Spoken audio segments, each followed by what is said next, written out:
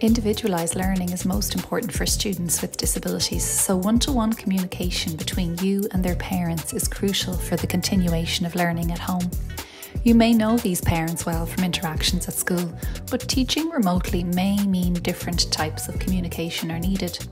Here's some helpful advice as we make this journey from education in school to home, focusing on students who may need extra support.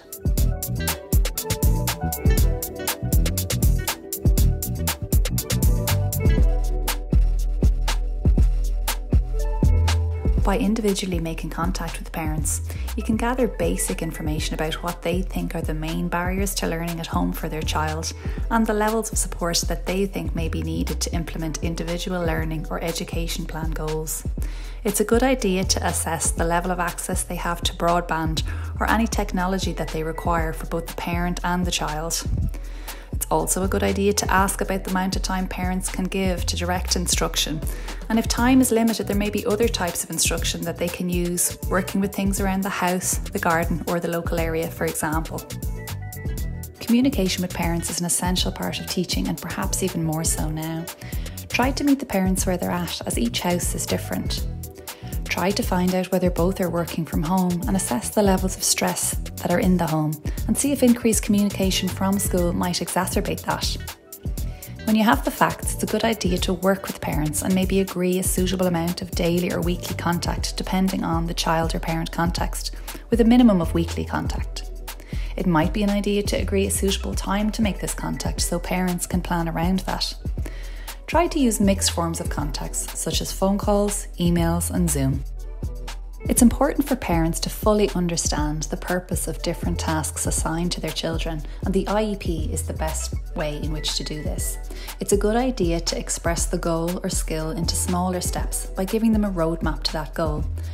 Ask, what is the long-term objective? For example, it could be to recognise all uppercase letters in the alphabet. This could then be divided into short-term objectives, where parents can guide the child to match the letter A and B from a list of 3 letters, followed by C and D from another list of letters, and so on. Offer solutions when barriers to learning are encountered. For example, if they don't do this, then initiate this. To give you ideas, you can advise parents on how learning was rewarded in school. It's also a good idea to provide a list of materials used to teach each goal. Educating and parenting are very different, so the teaching strategies that you use in class could help parents wishing to continue educating their children at home.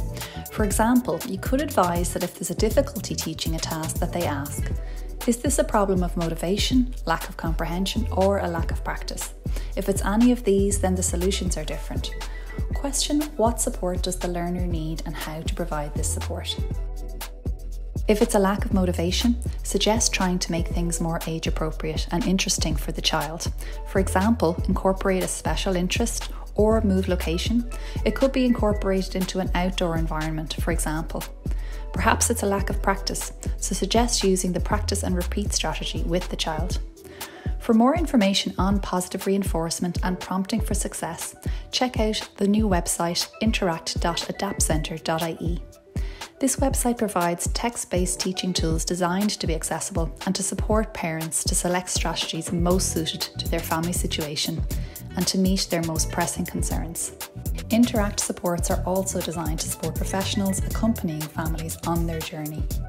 Some modes of communication suit some children more than others depending on their type of disability or their level of need. It's a good idea to provide content using multiple formats, including hard copy, video, audio, picture, and text. For the children, this can also be a really good opportunity to do the same in reporting or representing their work to you, and apps such as Seesaw really promote this.